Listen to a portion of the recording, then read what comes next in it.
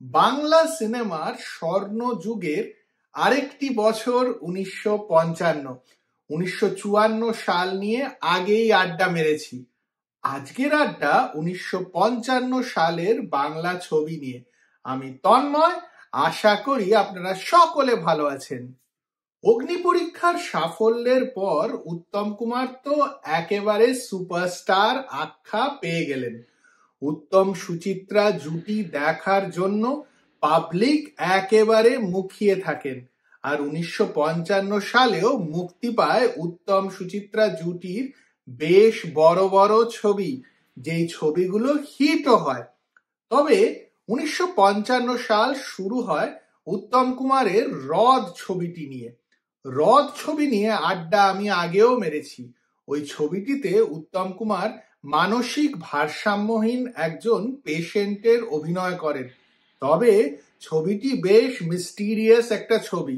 উত্তমের অভিনয় সবাইকে খুব মুগ্ধ করেছিল, আর ছবিটি জন্য উত্তম কুমার অ্যাওয়ার্ডও পেয়েছিলেন। জুলাই মাসে হ্রদ রিলিজ হয়, আর অগস্ট মাসে রিলিজ হয় সত্যজিৎ রায়ের পথের পাঁচালী। কলকাতা শহরে পথের পাঁচালী যখন রিলিজ হয় তখন প্রথমে ভাবা যায়নি যে ছবিটি এত জনপ্রিয়তা পাবে। তবে 6 সপ্তাহের জন্য পথের পাঁচালী প্রথমে রিলিজ হলেও ছবিটি যখন রমিয়ে চলতে থাকে তখন শোয়ের সংখ্যা, হলের সংখ্যা বাড়াতে হয়। ছবিটি দর্শকরা ভালো তো বাসেই, আর সমালোচকেরাও ভালোবাসে।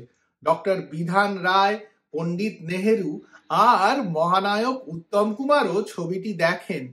তরুণ কুমারের বইতে লেখা আছে যে মহানায়ক এই ছবিটি দেখে একেবারে মন্ত্রমুগ্ধ হয়ে যান।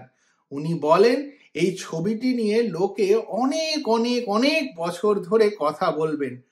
আজকে যেমনি আমরা এই ছবিটি নিয়ে কথা বলছি, অনেক দিন পরেও এই ছবিটি নিয়ে কথা হবে। পথের পাঁচালীর মতন ছবি বাঙালি আর দেখেনি, হয়তো আর দেখবে না। আর এই ছবি 1955 সালের একেবারে গেম চেঞ্জার।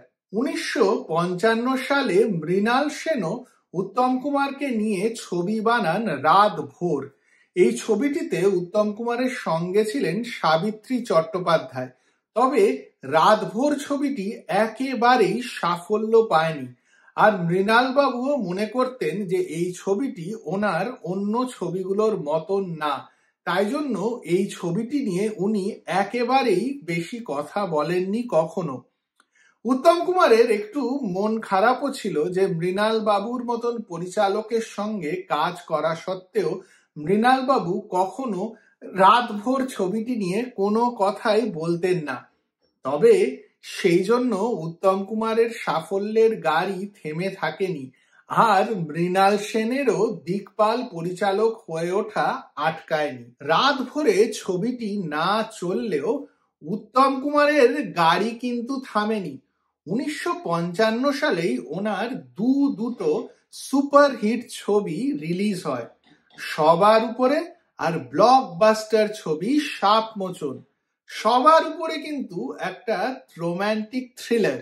এই ছবিটির গল্প এতটাই সুন্দর ছিল যে লোকে ভুলে যান যে উত্তম কুমারের এই ছবিটিতে খুব ভালো ভালো গানও ছিল। সবার উপরে যদি না দেখে থাকেন তাহলে দেখবেন, আর দেখে আমাকে জানাবেন আপনাদের কিরকম লাগলো।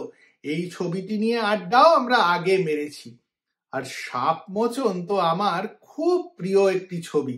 সাপমোচন দিয়ে কথা বলতে গেলে কথা থামানো যায় না। প্রত্যেকটা গান ভালো, মর্মস্পর্শী অভিনয়, সুন্দর ইমোশনাল একটা গল্প। সাপমোচন ছবিটি অগ্নি পরীক্ষার পরে উত্তম সুচিত্রার আরেকটি ব্লকবাস্টার ছবি। পর পর 2 বছর দুটো দুর্ধর্ষ জনপ্রিয় ছবি, যা আজও দেখলে মন ভালো হয়ে যায়। একই বছরে সত্যজিৎ রায়, মৃণাল সেন, উত্তম কুমার, সুচিত্রা সেন। আর কি চাই? আপনারা যদি এই ছবিগুলো দেখে থাকেন তাহলে একেবারে জানাতে ভুলবেন না আপনাদের এই ছবিগুলো কিরকম লেগেছে আর কোন ছবিটি আপনাদের প্রিয়। এই আড্ডা চলতে থাকুন।